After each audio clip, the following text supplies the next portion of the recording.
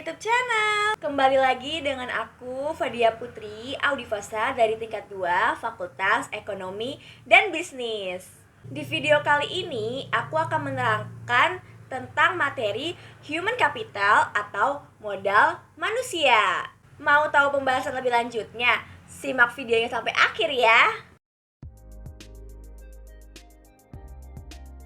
Untuk pembahasan yang pertama ada arti dan pentingnya human capital. Istilah human capital pertama dikemukakan oleh seorang ekonomi bernama Theodore Schwartz yang berpendapat bahwa peningkatan kesejahteraan pada perusahaan tidak tergantung pada tanah, peralatan, energi, sumber daya, melainkan pada kompetensi pengetahuan dari pegawainya. Kemudian ia mendeskripsikan posisi human capital sebagai kemampuan sumber daya manusia yang diperoleh melalui investasi pada sumber daya manusia, yang mendeskripsikan bahwa human capital terdiri dari 4 hal, yaitu yang pertama, kemampuan, yang kedua, perilaku, yang ketiga, usaha, dan yang keempat, waktu. Dan semuanya ini dimiliki dan dikendalikan sepenuhnya oleh pegawai. Untuk mendeskripsikan human capital sebagai kombinasi dari keempat faktor tersebut sebagai berikut. Yang pertama adalah karakteristik atau sifat yang dibawa pada pekerjaan, misal inteligensi, energi, sikap positif, keandalan, dan komitmen. Yang kedua, kemampuan seseorang untuk belajar, yaitu kecerdasan, imajinasi, kreativitas, dan bakat. Dan yang terakhir adalah motivasi untuk berbagi informasi dan pengetahuan, yaitu semangat tim dan orientasi tujuan. Dilanjut dengan jenis-jenis human capital. Jenis human capital terbagi menjadi 3. Yang pertama adalah strategic human capital. Ruang lingkup strategic human capital adalah mencakup keahlian dan keterampilan strategis yang diperoleh melalui pengalaman menghadapi situasi atau kondisi tertentu. Secara umum, kemampuan yang akan dikembangkan antara lain adalah keterampilan strategis untuk mengelola atau manajemen keuangan, termasuk juga di dalamnya yaitu pemotongan anggaran agar lebih efisien karena kondisi kurang menguntungkan. Yang kedua adalah relationship human capital.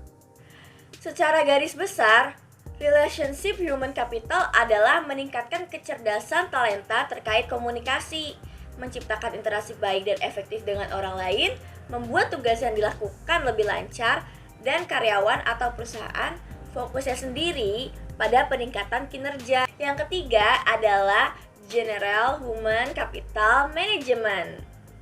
Jenis human capital ini berfokus pada pengembangan keterampilan manajemen, kepemimpinan, keterampilan fungsional, dan kemampuan untuk membuat keputusan yang baik. Dalam hal ini, manajemen sumber daya manusia secara umum cocok untuk pengembangan di tingkat eksekutif atau personal tingkat tinggi lainnya. Selanjutnya ada peran human capital. Peran human capital dibagi menjadi 2. Yang pertama adalah sebagai kunci keunggulan organisasi. Kunci keunggulan organisasi terdiri 3 kelompok utama dari aset perusahaan, yaitu aset finansial, misalnya uang tunai dan surat berharga, aset disebut financial capital. 2. Aset fisik, terdiri dari peralatan, gedung, dan tanah. Yang ketiga adalah aset tak berwujud, yaitu modal organisasi, aliansi bisnis, pelanggan, merek, reputasi, modal intelektual. Lalu, peran human capital yang kedua adalah hubungan kompetensi karyawan dengan human capital. Dalam meningkatkan kompetensi karyawan, tantangan utama yang harus diperhatikan yaitu kompetensi harus sesuai dengan strategi bisnis dan kompetensi perlu diciptakan melalui lebih dari satu mekanisme. 5 cara untuk meningkatkan kompetensi karyawan yaitu dengan 5B. Apa itu 5B? Yang pertama adalah buy atau membeli.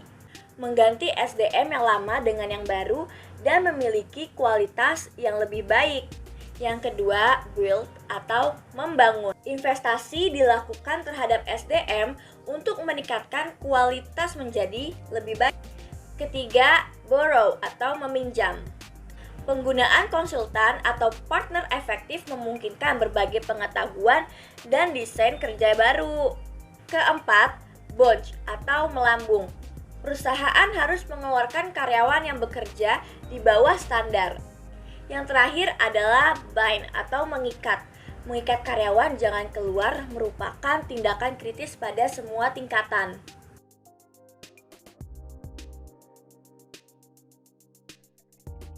Untuk penjelasan yang terakhir adalah transformasi peran divisi sumber daya manusia. Model konseptual yang dikemukakan oleh Ulrich menggambarkan bahwa transformasi divisi peran SDM yang didasarkan pada dua dimensi utama, yaitu dimensi operasional dan dimensi strategik.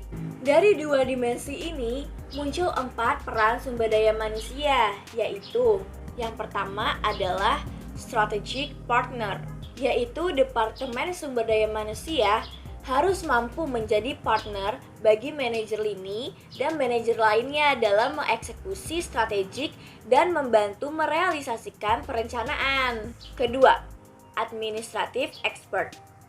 Membantu tercapainya efisiensi administratif dan memastikan bahwa kos dapat dikurangi dan kualitas tetap terjaga secara kontinu. Yang ketiga, employee champion. Departemen sumber daya manusia harus dapat menunjukkan komitmennya terhadap manajemen dan pada waktu yang sama berusaha meningkatkan konstitusi karyawan lebih besar. Yang terakhir adalah change again.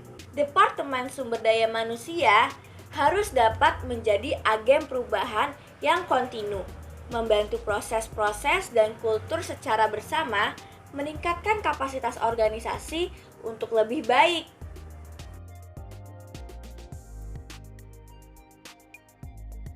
Finally, segitu dulu pembahasan kita kali ini. Untuk saran dan kritiknya, kalian bisa komen di bawah. And see you next video.